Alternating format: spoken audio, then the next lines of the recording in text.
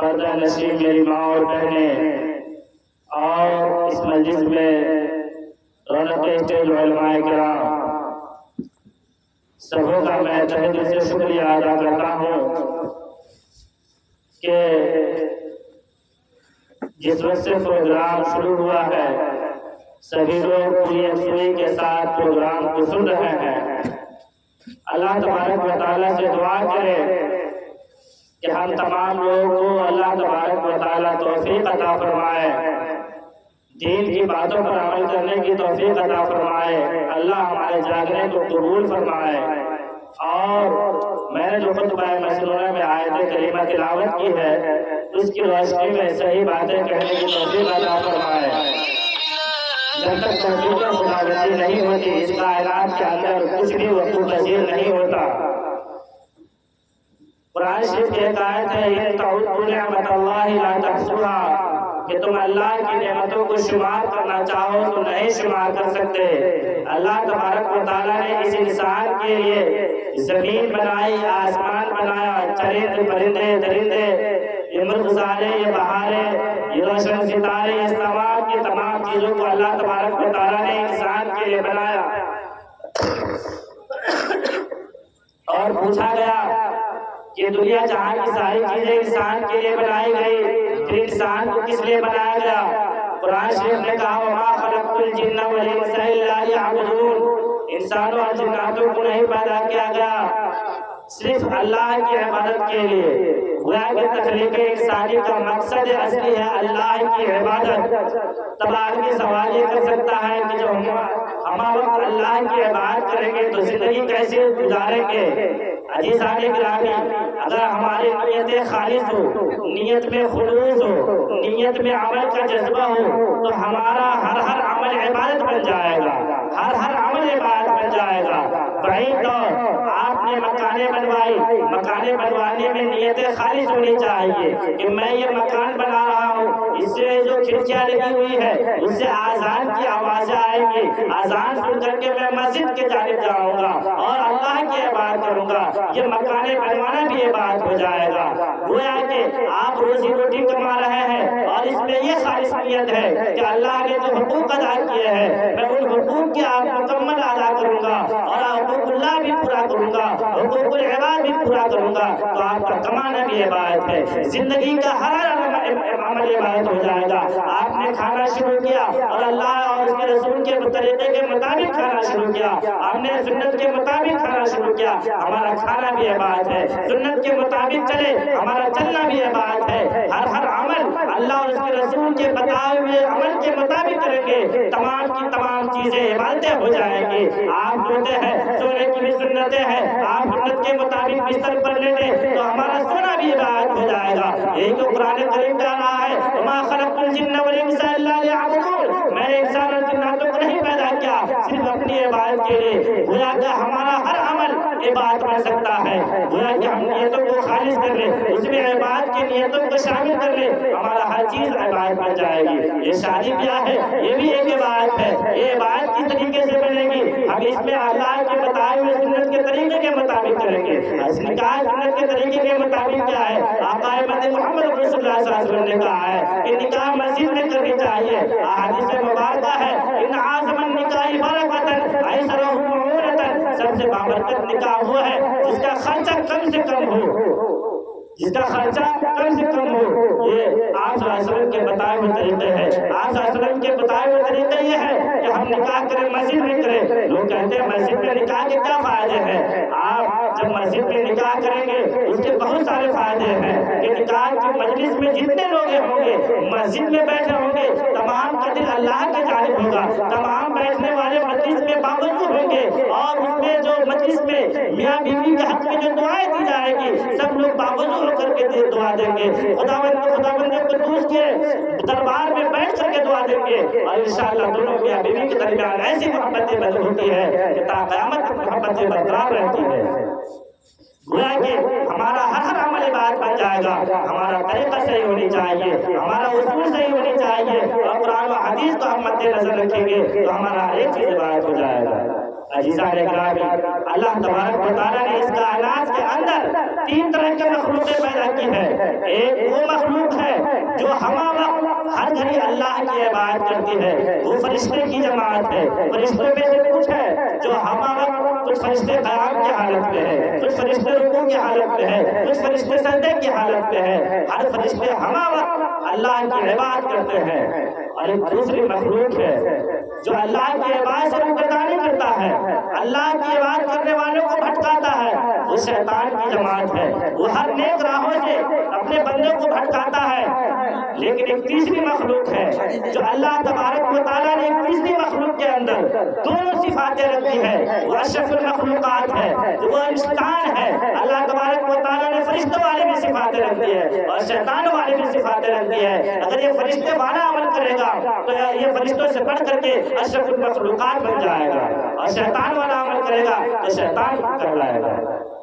محترم دوستو، اللہ تبارک و تعالیٰ نے انسان کے اندر دونوں صفاتیں رکھی ہے۔ اب انسان کی ذمہ داری ہے کہ کس پر عمل کر کے فرشتے والا عمل کرے گا تو فرشتوں سے بڑھ جائے گا، اور شیطان والا عمل کرے گا تو اس کے جزا اور سزا اللہ تبارک و تعالیٰ دے گا۔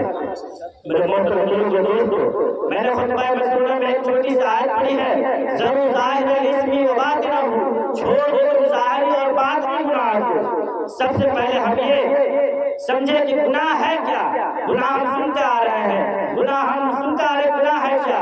گناہ اللہ اور اس کے رسول کے بتائے ہوئے حکم کے خلاف ورزی جو بھی چیزیں ہیں، جو اللہ اور اس کے رسول کے حکم کے بتائے ہوئے حکم کے مخالفت جو بھی چیزیں ہیں وہ سب گناہ ہے۔ اللہ کے جو بتائے ہوئے راستے ہیں اس کے خلاف چلنا گناہ ہے۔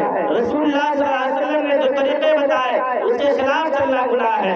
گناہ بھی 2 قسم کی ہے، ایک گناہ وہ ہے جسے اللہ تبارک و تعالیٰ نے کرنے کا حکم دیا، ہم نہیں کر رہے ہیں، وہ بھی گناہ ہے۔ وہ گناہ جسے اللہ تبارک و تعالیٰ نے نماز پڑھنے کا حکم دیا، ہم نماز نہیں پڑھ رہے ہیں، ایک یہ گناہ ہے۔ اللہ نے زکوٰۃ نکالنے کا حکم دیا، ہم زکوٰۃ نہیں نکال رہے، یہ بھی ایک گناہ ہے۔ اللہ تبارک و تعالیٰ نے صدقات و عطیات کا حکم دیا، ہم نہیں کر رہے ہیں۔ اللہ تبارک و تعالیٰ نے بڑوں کا ادب کرنے کا حکم دیا، ہم نہیں مان رہے، یہ بھی ایک گناہ ہے۔ ایک دوسرا گناہ یہ ہے کہ اللہ تبارک و تعالیٰ نے جن کاموں کے نہ کرنے کا حکم دیا ہم وہ گناہ بھی کر رہے ہیں، جیسے کہ اللہ تبارک و تعالیٰ نے حکم نہیں دیا ہے کہ اپنے بھائی کا حق کھائے، ہم وہ بھی گناہ کر رہے ہیں۔ اللہ تبارک و تعالیٰ نے ماں باپ کے ساتھ بدسلوکی کا حکم نہیں دیا، لیکن ہم ماں باپ کے ساتھ بدسلوکی کرتے ہیں۔ اللہ تبارک و تعالیٰ نے جھوٹ بولنے کا حکم نہیں دیا، ہم جھوٹ بولتے ہیں۔ اللہ تبارک و تعالیٰ نے غیبت کا حکم نہیں دیا، ہم غیبت کرتے ہیں۔ اسی طریقے سے بہت سارے وہ گناہ ہیں جو اللہ تبارک و تعالیٰ نے نہ کرنے کا حکم دیا لیکن ہم پھر بھی کرتے ہیں۔ اللہ تبارک و تعالیٰ نے اسی طریقے سے کچھ گناہ ظاہری ہے، کچھ گناہ باطنی ہے۔ ظاہری گناہ جو ہم کرتے ہیں دوسرے لوگ دیکھتے ہیں، جیسے کہ شراب پینا، جوا کھیلنا، کسی کے حق کو دبا لینا، کسی کے اوپر ظلم کرنا، کسی کو ناحق قتل کر دینا، یہ ظاہری گناہ ہے۔ کچھ باطنی گناہ ہے جو ہم کرتے ہیں لیکن لوگوں کو دکھتا نہیں، جیسے حسد ہے، کینہ ہے، بغض ہے، عداوت ہے، آپسی دشمنی ہے، یہ باطنی گناہ ہے۔ اللہ تبارک و تعالیٰ اس قرآن کے اندر کہتا ہے تم ظاہری اور باطنی دونوں گناہ کو چھوڑ دو، اللہ اور اپنے دلوں کو گناہ سے پاک کر لو، تاکہ اللہ تبارک و تعالیٰ تمہارے دلوں میں جب تمہارا دل گناہ سے پاک ہوگا تو اللہ تبارک و تعالیٰ اپنی محبت تمہارے دلوں میں ڈال دیں گے۔ عزیزان گرامی، باطنی گناہ ایک طرح کی نجاست ہے۔ جس طریقے سے ظاہری گناہ سے ہمارا بدن پاک ہو جاتا ہے، ہمارے بدن ناپاک ہو جاتے ہیں، گناہ ایک باطنی غلاظت ہے۔ باطنی گناہوں سے ہمارے جسم اور اعضاء ناپاک ہو جاتے ہیں۔ ناپاک ہو جاتے ہیں، اس کی پاکی کا طریقہ یہ ہے کہ ہم گناہ سے توبہ کریں گے تو ہمارے وہ اعضاء پاک ہو جائیں گے۔ اگر ہم نے آنکھ سے گناہ کی تو ہمارے آنکھ ناپاک ہو گئے، ہم نے زبان سے گناہ کی تو ہماری زبان ناپاک ہو گئی، ہم نے ہاتھ سے گناہ کیا ہمارے ہاتھ ناپاک ہو گئے، ہم نے پیر سے گناہ کیا ہمارے پیر ناپاک ہو گئے۔ یہ تمام باطنی طور پر ناپاک ہو گیا، لیکن اس کے پاک کرنے کا طریقہ کیا ہے؟ اس کے پاک کرنے کا طریقہ یہ ہے کہ ہم اللہ سے توبہ کریں۔ توبہ کیا ہے؟ ہم تو سنتے آئے ہیں توبہ کیا ہے۔ توبہ یہ ہے کہ ہم نے جو گناہ کر لیے اس پر شرمندگی اللہ کے سامنے شرمندگی ظاہر کرنی ہے اور اس پہ ندامت کے آنسو بہانے ہیں کہ یا اللہ میں نے یہ گناہ کر لیے، ہمارے اس گناہ کو معاف کر دیجئے، اور عزم مصمم کرنا ہے کہ ہم آئندہ یہ گناہ نہیں کریں گے۔ عزیزان گرامی، جب اللہ تبارک و تعالیٰ نے شیطان کو چھوڑا تو شیطان نے کہا تھا اللہ تبارک و تعالیٰ سے محنت کی تھی کہ میں آپ کے بندے کو بہکاؤں گا، دائیں سے بہکاؤں گا، بائیں سے بہکاؤں گا، آگے سے بہکاؤں گا، پیچھے سے بہکاؤں گا۔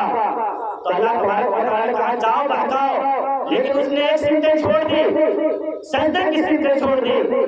اللہ تبارک و تعالیٰ نے کہا جب بندہ جہاں جانب سے گناہ کر کے میرے درمیان سجدہ ریز ہوگا اور سجدے میں گناہوں سے توبہ مانگے گا، میں ان کے تمام گناہوں کو بخش دوں گا۔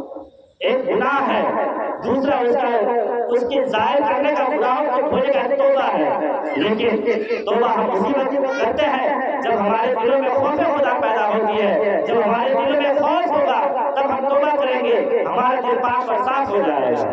میرے محترم دوستو، جس طریقے سے گناہوں سے بدبو آتی ہے اس کے بالمقابل نیکی ہے، گناہ کے بالمقابل نیکی سے خوشبو آتی ہے۔ جس طریقے سے گناہوں سے بدبو آتی ہے اسی طریقے سے نیکی سے خوشبو آتی ہے۔ آپ صلی اللہ علیہ وسلم کے پسینے مبارک سے اتنی خوشبو آیا کرتی تھی کہ ام سلیم رضی اللہ عنہ آپ صلی اللہ علیہ وسلم کے پسینے مبارک کو ایک شیشی میں قید کر دیا کرتی تھی اور اسے اپنے جسم پر ملا کرتی تھی۔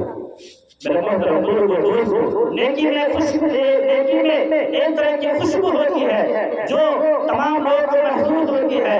عزیزان گرامی، ایک خواجہ مشکل رحمۃ اللہ علیہ تھے، ان کے جسم سے خوشبو آیا کرتی تھی۔ لوگوں نے پوچھا کہ آپ کون سا خوشبو استعمال کرتے ہیں، آپ کون سا عطر استعمال کرتے ہیں کہ آپ کے جسم سے اتنی خوشبو آتی ہے، ہر وقت آپ کے جسم سے خوشبو پھوٹتی ہے۔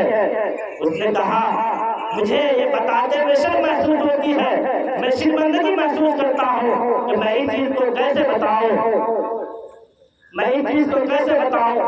کہ میرے یہ جسم سے خوشبو کیسے آ رہی ہے۔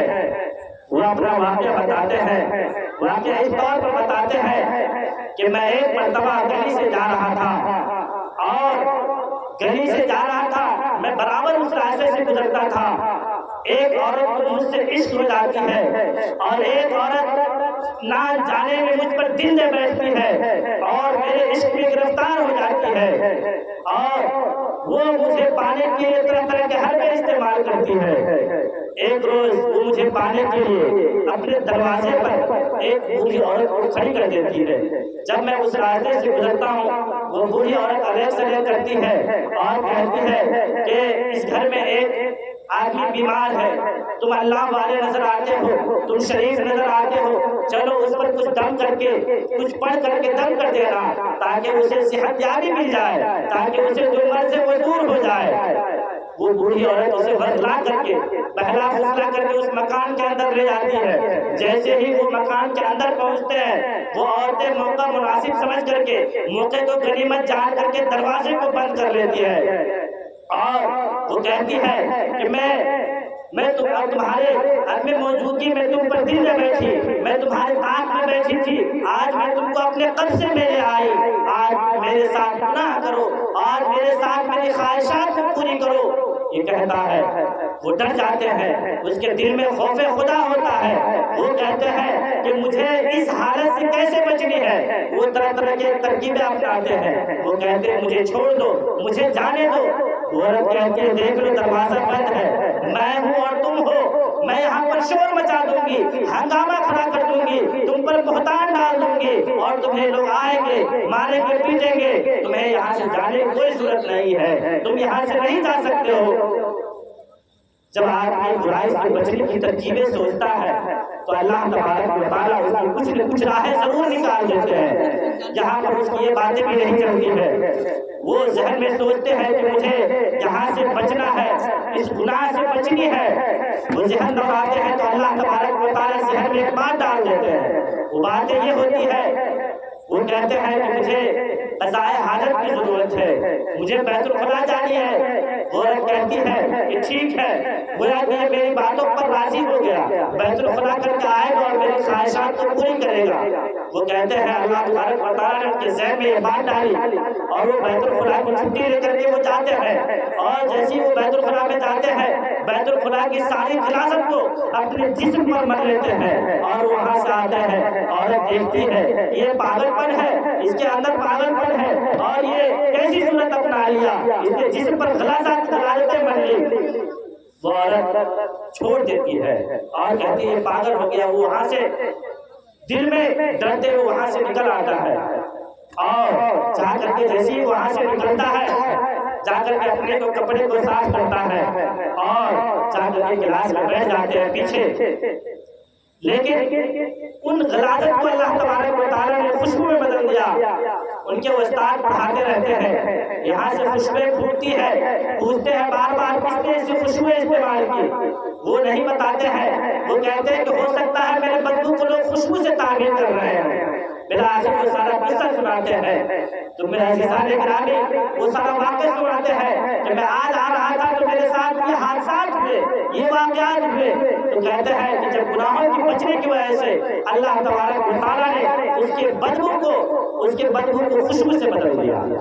میرے محترم بزرگوں دوستو، ہمیں ہر طرح کے گناہوں سے بچنے ہیں۔ اگر ہم گناہوں میں ملوث ہوں گے تو گناہ جو ہے وہ ایک طرح کا قرضہ ہوتا ہے۔ اگر ہم کسی کے ساتھ، کسی کی ماں اور بیٹی کے ساتھ اس کی عزت کے ساتھ کھلواڑ کریں گے تو اسے قرضہ ہمیں چکانی پڑے گی۔ اگر ہم کسی کے بیٹی کے ساتھ کریں گے تو وہ قرضہ ہماری بیٹی کے ساتھ ادائیگی ہوگی۔ اگر ہم کسی کے بیوی کے ساتھ کریں گے تو اس گناہ کی ادائیگی ہمیں بیوی کے طور پر کرنی پڑے گی، ہماری بیوی اس گناہ کی ادائیگی کرے گی۔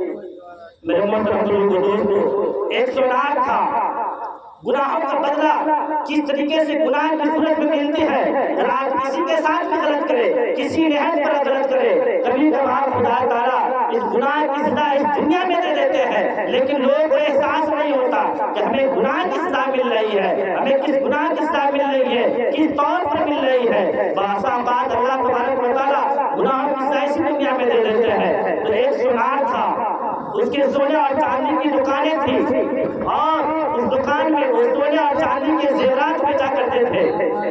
وہ اپنے پاس ایک چھوٹے سے بچے کو خادم کے طور پر رکھے ہوا تھا اور وہ اس کی پرورش کو برداشت کرتا رہا اور اس کو بچپنے سے لے کر کے 17-18 سال کی عمر تک رکھا۔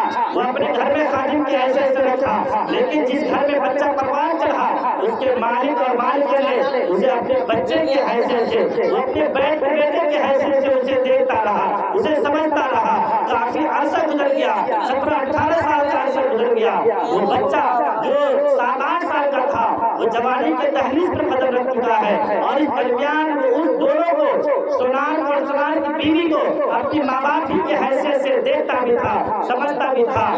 لیکن اتنا عرصہ گزرنے کے بعد ایک روز ایسا ہوتا ہے کہ سونار کی بیوی وہ اپنے خادم کو باہر بھیجتی ہے کچھ سامان لانے کے لیے۔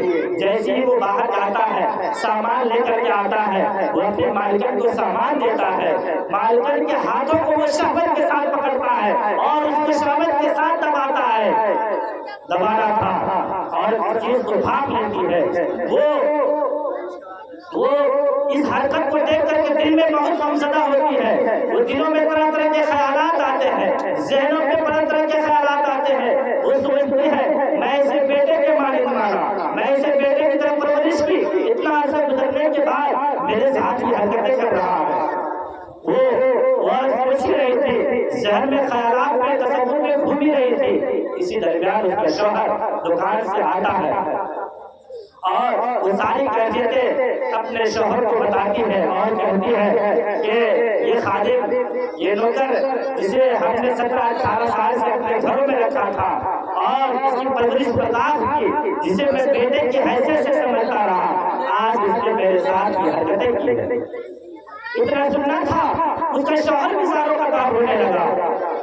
اب جب شوہر رویا تو عورت خاموش ہو گئی۔ شوہر گھبرا جاتی ہے کہ میں تو اس وجہ سے روئی کہ میرے ساتھ اس نے غلط حرکتیں کی، لیکن میرا شوہر کیوں رو رہا ہے؟ شوہر کے رونے کی وجہ کیا ہے؟ عورت کی بیتابی بڑھ جاتی ہے، عورت کی بے چینی بڑھ جاتی ہے، ذہن میں طرح طرح کے سوالات آنے لگتے ہیں کہ میں تو اس وجہ سے روئی، لیکن آپ کس وجہ سے روئے؟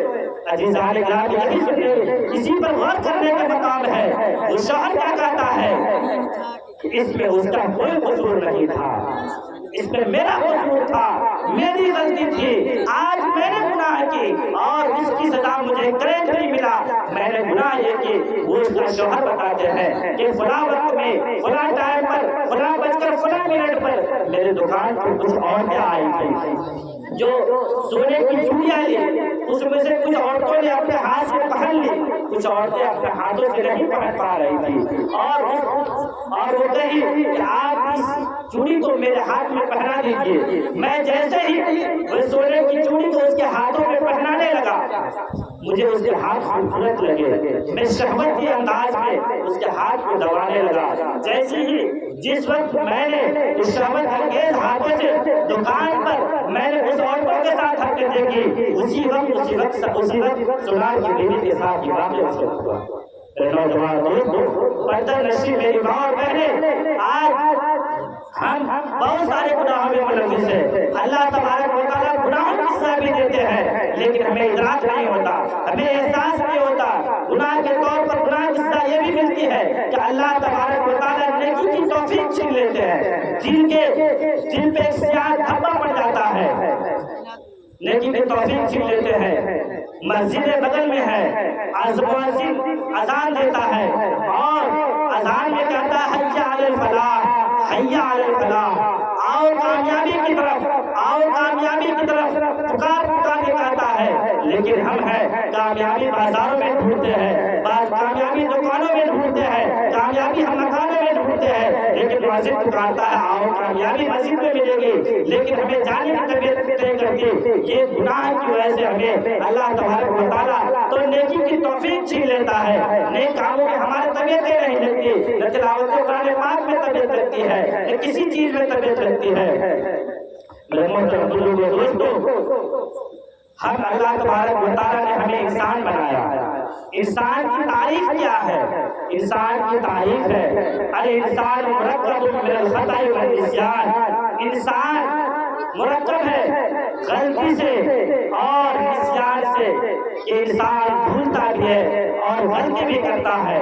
غلطی کہا گیا ہے غلطی جس سے نہ ہو وہ رحمان ہے، غلطی جس سے نہ ہو وہ رحمان ہے، غلطی پر جو غلطی کرے وہ شیطان ہے، غلطی کر کے جو پچھتائے وہ انسان ہے۔ غلطی تو ہوتی ہے لیکن ہمیں اس غلطی پر، اس گناہوں پر اللہ سے توبہ کرنی ہے، اللہ سے آپ گناہوں کی معافی مانگیں گے تو اللہ تبارک و تعالیٰ بڑے بڑے گناہ گاروں کو غفور رحیم ہے، بڑے بڑے گناہوں کو بخش دیتے ہیں اور تمام گناہوں کو معاف کر دیتے ہیں۔ آپ نے سنا ہوگا کہ اللہ تبارک و تعالیٰ کیسے کیسے گناہ گاروں کو معاف کر دیتے ہیں۔ ایک آدمی تھا جس نے 199 قتل کر لیے تھے، 99 قتل کرنے کے بعد اس کے دلوں میں ایک بات پیدا ہوتی ہے کہ میں نے 99 آدمی کو قتل کر دیا اور پتہ نہیں اللہ تبارک و تعالیٰ میرے گناہوں کو بخشیں گے یا نہیں، اس کے دل میں یہ بات پیدا ہوتی ہے۔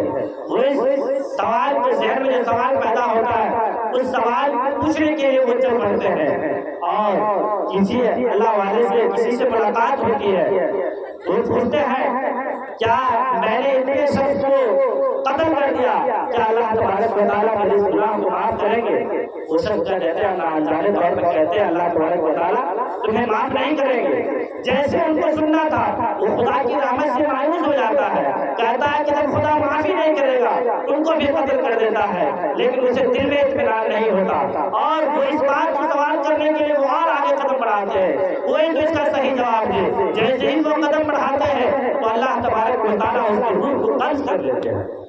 میرے محترم دل میں تھا، دل میں خوف پیدا ہوئی، دل میں ڈر پیدا ہوا، پتہ نہیں اللہ تبارک و تعالیٰ ہمارے گناہوں کو معاف کریں گے یا نہیں۔ اسی درمیان وہ سوال اضطرابی کی کیفیت میں اس کی روح پرواز کر جاتی ہے۔ اب روح جیسی ہی پرواز کرتی ہے دونوں فرشتے آتے ہیں، روح قبض کرنے کے لیے دونوں فرشتے آتے ہیں اور اس کو جنت کے فرشتے کہتے ہیں کہ اس کو میں جنت میں لے جاؤں گا، کیونکہ اس کے دل میں خوف خدا پیدا ہو گیا اور یہ توبہ کے قریب بڑھنے لگا۔ اور جہنم کے فرشتے کہتے ہیں کہ اس نے 100 لوگوں کا قتل کیا، میں اسے جہنم میں لے جاؤں گا۔ بلا آخر فرشتوں میں یہ باتیں چلتی رہی۔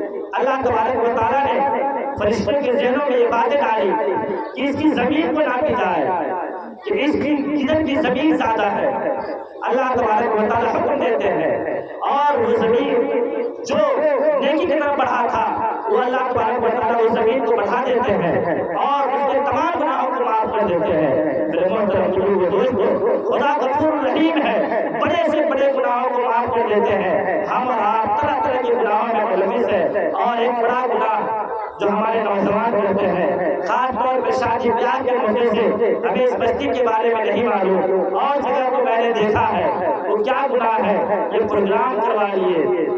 پروگرام جو ہوتے ہیں، دین کی باتیں بھی ہو گئی، قرآن کی باتیں بھی ہو گئی، جو ساری باتیں ہو گئی، یہ پروگرام ختم ہو گیا، لوگ اب سونے کی حالت میں ہیں، اس وقت یہ اپنا دوسرا پروگرام شروع کرتے ہیں، جسے ڈی جے بجا کر کے اس پر ڈانس کرتے ہیں۔ یہ ایک بہت بڑا گناہ ہے، یہ بہت بڑا گناہ ہے اس طور پر کہ آپ نے برائی کے لیے دین کے راستے کو اپنایا ہے۔ یہ بہت بڑا گناہ ہے کہ آپ نے برائی کے لیے دین کے راستے کو اپنایا ہے۔ اگر آپ نے ڈی جے بجوا کر کے ڈانسنگ کرنی ہے، گناہی کرنی ہے، تو یہ دینی پروگرام نہیں کیجیے۔ گویا کہ آپ نے میرے محترم دوستو، شراب پینا تو گناہ ہے، یہ ہم لوگ سبھی لوگ جانتے ہیں، لیکن رمضان المبارک کا مہینہ ہو اور شراب کوئی شخص مسجد میں بیٹھ کر کے پیے، یہ کتنا بڑا گناہ ہے۔ ہم میں سے ہر شخص سمجھے گا کہ اسی کی پٹائی ہونی چاہیے، اسے برسر عام اسے قتل کر دینی چاہیے، یہ بڑا ظلم کر رہا ہے۔ ایسی ہی یہ گناہ ہے کہ آپ ایک شادی بیاہ کے موقع سے، ایک شادی ایک عبادت تھی، اس عبادت کے موقع سے ہم نے دینی پروگرام کا انعقاد کیا، اور دینی پروگرام کے بعد ہم گناہ برائی کریں گے، ہم ڈی جے بجوا کر کے اس پر ڈانس کریں گے، یہ کتنا بڑا گناہ ہے۔ اب اس گناہ کے لیے نیکی کا راستہ اپنا رہے ہیں۔ احادیث میں آتا ہے الدال والخیر کفائلہ، الدال والشر کفائلہ، جو شخص برائی کی رہنمائی کرتا ہے یا برائی کی چلنے کی طرف رہنمائی کرتا ہے، وہ ایسا ہی ہے گویا کہ برائی خود کر رہا ہے۔ عزیزان گرامی، اس سے پہلے جتنے قوموں پر عذاب آئی، ان کے گناہوں کی وجہ سے عذاب آئی،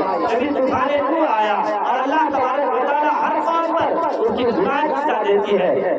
ہم غور کریں، اپنے دل میں سوچیں کہ خدا ہر چیز پر قادر ہے، خدا دن کائنات بنانے پر قادر ہے، زمین و آسمان بنانے پر قادر ہے، ان تمام چیزوں پر قادر ہے، خدا روح نکالنے پر قادر ہے۔ جب ہم ڈی جے اور بجا کر کے ڈانس کر رہے ہوں گے، اللہ تبارک و تعالیٰ اسی حالت میں اگر ہمارے وہ قبض کر لیں گے تو ہم اللہ کے سامنے کیا منہ دکھائیں گے؟ میرے محترم دوستو، اس قبیح رسم کو ختم کیجیے۔ شادی ایک عبادت ہے، اسے عبادت ہی رہنے دیجیے۔ اگر ہم عبادت کو عبادت کی حسب کرتے ہیں، نماز بھی ایک عبادت ہے، نماز عبادت ہے، تو ہم میں سے کوئی شخص یہ بتا سکتا ہے بغیر وضو کی نماز ہوگی؟ نہیں، پہلے وضو کر کے نماز ہوگی۔ یہ شادی کے بعد ہے، تو آپ بتائیے اس میں ڈانس کہاں سے آ گیا، اور اس میں ڈی جے بجانا کہاں سے آ گیا، اس میں برائی کو ہم کہاں سے شامل کر لیے؟ جیسے ہم اس میں برائی کو شامل کیے، اللہ تبارک و تعالیٰ اس کے عذاب بھی ویسے ہی ہمارے گھروں میں شامل ہو جاتی ہے۔ ہم کہیں گے کیسے عذاب آتا ہے؟ ہم زمانے قدیم میں چلے جائیں، ہم اپنے ماحول کو دیکھیں، اپنے معاشرے پر غور کریں، اپنے گھروں پہ غور کریں، ہم اپنے گھر کی سوسائٹی پر غور کریں، تو زمانے قدیم میں اور اب میں بہت کا فرق ہے۔ پہلے کی بہویں جو آتی تھی وہ اپنے گھر میں سبوں کا احترام کرتی تھی، سبوں کا عزتیں کرتی تھی، بڑوں کا اکرام کرتی تھی، بڑوں کو باتیں مانتی تھی، سسر کو باپ کا درجہ دیتی تھی، ساس کو ماں کا درجہ دیتی تھی۔ اب وہ ساری چیزیں ندارت ہے، کیوں؟ اس برائی کا نتیجہ کہ ہم نے عبادت میں گناہ کو شامل کر لیا، ہم نے، اور شادی ہوتی ہی جیسے بہو آتی ہے گھر میں جھگڑے فساد ہو جاتے ہیں۔ اس کی وجہ یہ ہے کہ ہم نے شادی کی عبادت کو ہم نے گناہ کا ذریعہ بنا دیا، ہم نے گناہ کا ذریعہ بنا دیا، اور اس وجہ سے اس میں گھر میں برکتیں ختم ہو گئی، اور گھر میں جو آپس میں محبتیں ہونی تھی وہ محبتیں ختم ہو گئی، اور آپس میں گھر میں جو فساد ہوتے ہیں وہ ساری چیزیں آ گئی جو نہیں ہونی تھی۔ میرے محترم دوستو، ہم نیکی کی راہ کو اپنائیں گے تو اللہ تبارک و تعالیٰ ہمارے گھر کے بھی ماحول کو، سماج کے ماحول کو، اس سوسائٹی کو ایک اور نیک بنائیں گے۔ گھر کے ماحول کو بنانے کے لیے والدین کا ایک اور نیک ہونا ضروری ہوتا ہے۔ جب تک والدین ایک اور نیک نہیں ہوں گے تب تک گھر کا ماحول درست نہیں ہوگا۔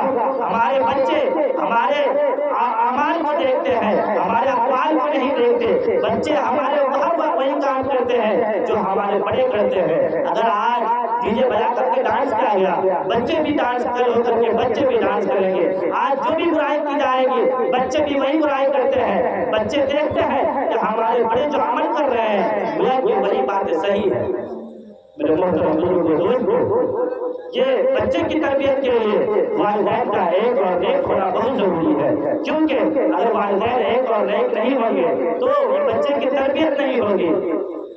آپ نے خواجہ قطب الدین بختیار کاکی رحمۃ اللہ علیہ کا نام سنا ہوگا۔ اس کے نام کے آگے کاکی ہے، جسے فارسی میں روٹی کہتے ہیں۔ ان کے والدین نے انہیں ایک اور نیک بنانے کے لیے، اللہ والا بنانے کے لیے اور اس کے دل میں اللہ کی محبت اور اس کی رضا ڈالنے کے لیے بچپن ہی سے کوشش کرنے لگے۔ جب وہ چھوٹے سے تھے اسی وقت سے ان کے والدین کے ذہن میں یہ باتیں گردش کرنے لگی، یہ باتیں آنے لگی کہ یہ میرا بچہ ہے، یہ ایک اور نیک کیسے بنے گا، یہ اللہ والا کیسے بنے گا، یہ خدا کی قدرت کو کیسے پہچانے گا، خدا کی رضایت کو کیسے پہچانے گا۔ یہ والدین کے دلوں میں یہ باتیں شروع سے تھی۔ دونوں میاں بیوی آپس میں باتیں کرتے تھے کہ یہ میرا بچہ ایک اور نیک کیسے بنے گا۔ جب بچہ مدرسے جانے کے قابل ہوا، وہ اپنے ہاتھوں مدرسہ جانے لگا، مدرسے سے پڑھ کر کے آتا، ان کی والدین نے ایک ترکیبیں اپنائی۔ جب وہ مدرسے سے پڑھ کے آتا تو اپنی والدہ سے کہتا کہ میری والدہ، میں مدرسے سے پڑھ کے آیا ہوں، مجھے بھوک لگی ہے، مجھے کھانے کے لیے دیجیے۔ اس کی والدہ کہتی بیٹے تم دین کی باتیں پڑھ کے آئے ہو، خدا کی باتیں پڑھ کے آئے ہو، خدا سے کھانا مانگو، خدا تمہیں کھانا دیں گے۔ معصوم بچے پوچھتے ہیں کہ اللہ سے کیسے مانگا جاتا ہے؟ اس کی والدہ کہتی ہے کہ اللہ سے مانگنے کا آسان طریقہ ہے کہ تم مدرسے سے پڑھ کے آئے ہو، وضو کر لو، چاہے نماز بچھاؤ، 2 رکعت نمازیں پڑھو، نماز پڑھنے کے بعد اللہ تبارک و تعالیٰ سے دعا مانگو اور کہو کہ اے بارے الہ، میں مدرسے سے پڑھ کے آیا ہوں، مجھے بھوک لگی ہے، مجھے کھانے کو دیجیے۔ یہ معصوم ہاتھوں سے یہ باتیں دعا مانگا کرتا تھا اور کہتا تھا کہ میں نے نمازیں پڑھ لی، دعا مانگی۔ پھر وہ اپنی والدہ سے پوچھتا اب میں کیا کروں؟ ان کی والدہ کہتی کہ تلاش کرو، اللہ تبارک و تعالیٰ نے کہیں تمہارے لیے کھانا رکھ دیا ہوگا۔ اس کی ماں کہیں پر کھانا چھپا کر کے رکھ دیتی، وہ ڈھونڈتا، آخرکار وہ کھانا اس کو مل جاتا۔ اس کا یقین بڑھتا گیا، روز کو ان کا معمول بن گیا، روز کو ان کا معمول بن گیا۔ وہ مکتب سے پڑھ کے آتا، چاہے نماز بچھاتا، نمازیں پڑھتا اور اللہ تبارک و تعالیٰ سے کھانا مانگتا اور کھانا کہیں پوچھتا تو کھانا مل جاتا۔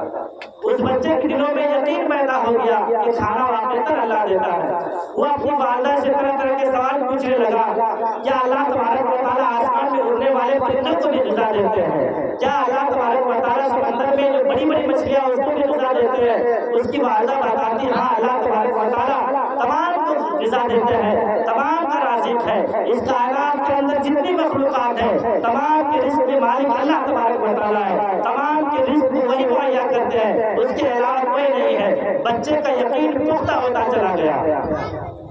ایک روز ایسا ہوتا ہے کہ اس کی والدہ کہیں کسی پروگرام میں چلی جاتی ہے اور پروگرام میں چلی جاتی ہے، اس نے اپنے ایک پڑوس کو یہ کہہ دیتی ہے کہ میں کہیں جا رہی ہوں، میرے بچے کے لیے کہیں پر کھانا چھپا کے رکھ دینا۔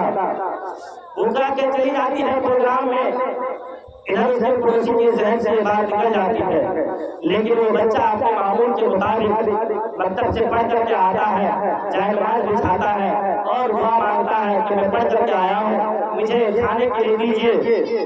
اور آج میری والدہ بھی گھر پر نہیں ہے، من جانب اللہ اس کے لیے جو کھانے کی چیزیں تھی وہ ایک جگہ مل جاتی ہے، وہ کھا کر کے سو جاتے ہیں۔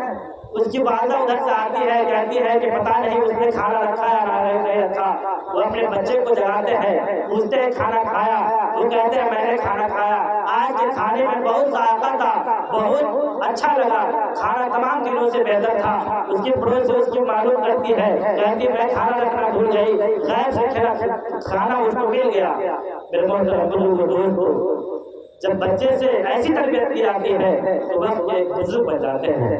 میرے محترم دوستو، اللہ تبارک و تعالیٰ سے دعا کرے کہ اللہ تبارک و تعالیٰ شام سے اب تک کے جو باتیں کہی گئی ہیں ان تمام باتوں پر ہم تمام لوگوں کو عمل کی توفیق عطا فرمائے، اور کل جو اس گھر میں شادی ہونے والی ہے دونوں میاں بیوی کے درمیان خوب محبتیں ہو، دونوں خاندانوں کے درمیان خوب محبتیں ہو، آپس کی نفرتیں دور ہو، اللہ تبارک و تعالیٰ دونوں خاندانوں کے درمیان بے انتہا محبت عطا فرمائے۔ انہی چند باتوں پر میں اپنی تقریر ختم کرتا ہوں۔ وآخر دعوانا الحمدللہ رب العالمین۔